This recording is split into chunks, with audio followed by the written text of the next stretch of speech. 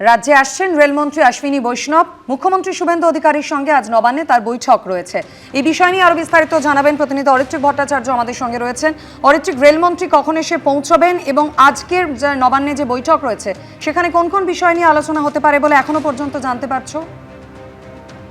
দেখো, সকাল 11টা থেকে বৈঠক হওয়ার কথা এবং বৈঠকের যে নির্ধারিত সময় রাখা হয়েছে সেটা প্রায় 3 ঘন্টা। তারপরে এই বৈঠক যে অত্যন্ত গুরুত্বপূর্ণ সেটা তার সময় দেখলেই বোঝা যাচ্ছে। মূল বিষয়টা হচ্ছে গত কয়েক মাস ধরে রাজ্যে পালাবদলের আগেও বিভিন্ন সময় রেলমন্ত্রী একটা কথা বারবার বলেছেন যে পশ্চিমবঙ্গে বিভিন্ন কাজ তাদের করার পরিকল্পনা রয়েছে, প্রচুর কাজ এগিয়ে রয়েছে, কিন্তু সেই কাজগুলো বিভিন্ন কারণে বিভিন্ন জটে করা যাচ্ছে না এবং তিনি পূর্বতন রাজ্য সরকারকে বারবার সরাসরি এটা নিয়ে দায়ী করেছেন।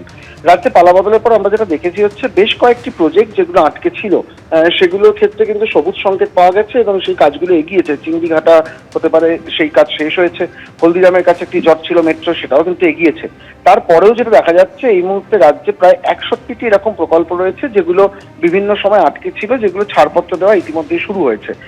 রেলমন্ত্রী কয়েকদিন আগেই যারা অন্য রেল কর্তারা রয়েছেন এই পশ্চিমবঙ্গের সঙ্গে যুক্ত যে রেল জিএমরা রয়েছেন তাদের সঙ্গে ভার্চুয়ালি বৈঠক করেছেন। সেখানেও তিনি একটা আপডেট নিয়েছেন যে কোন প্রকল্পের কি পরিস্থিতি, এবং তার পরবর্তী সময় আজকে সরাসরি নবান্নে এসে মুখ্যমন্ত্রী, অন্যান্য মন্ত্রী এবং তার সঙ্গে রেলের এখানকার যারা কর্তারা তারাও সেখানে থাকবেন। সেখানে এই প্রকল্পগুলো নিয়েই কিন্তু ধরে ধরে আলোচনা হতে পারে।